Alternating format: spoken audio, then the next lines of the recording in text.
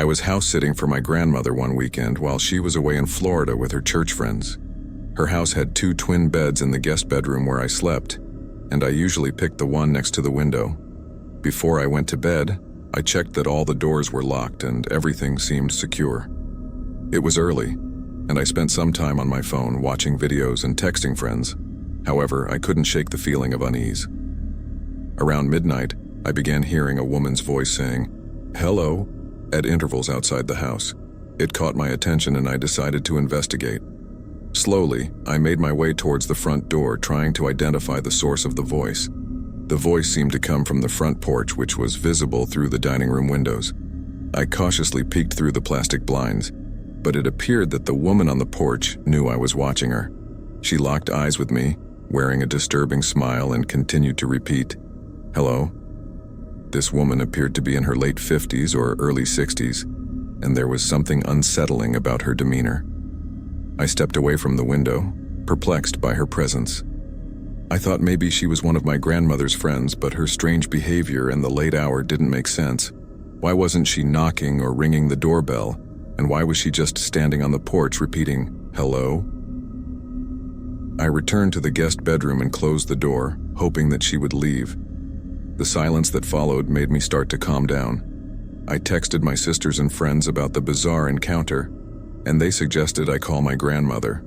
However, there was no chance she would be awake at that hour, and she rarely checked her cell phone.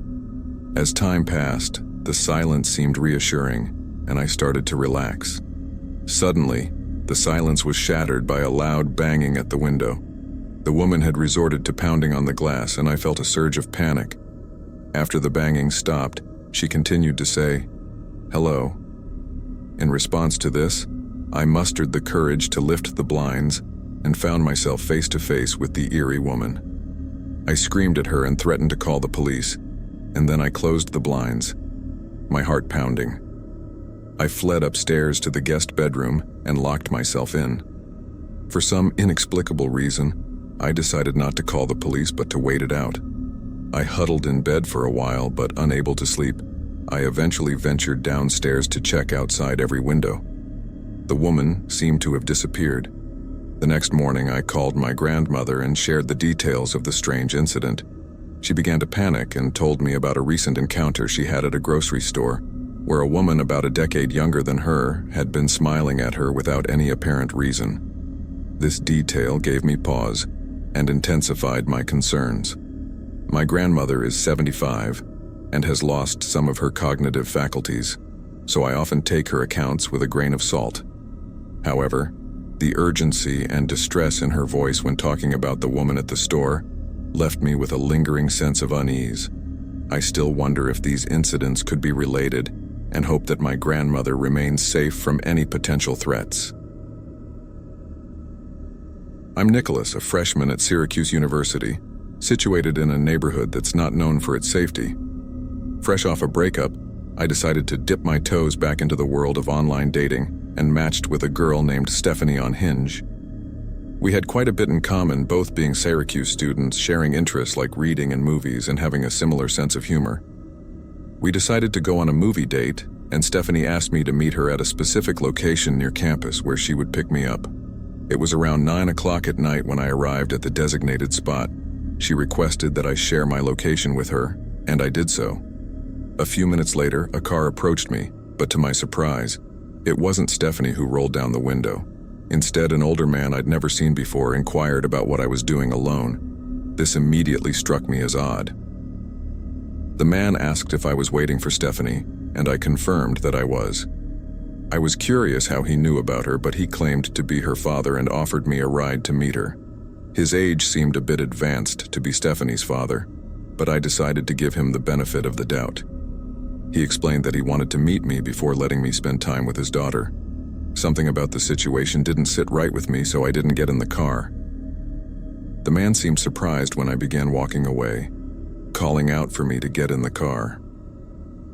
However, I knew the potential dangers of such a situation, so I briskly walked away in the opposite direction, keeping a wary eye on his car.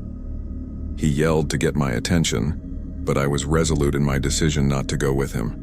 After I'd walked a safe distance, I turned the corner and was relieved to see his car driving away in the opposite direction.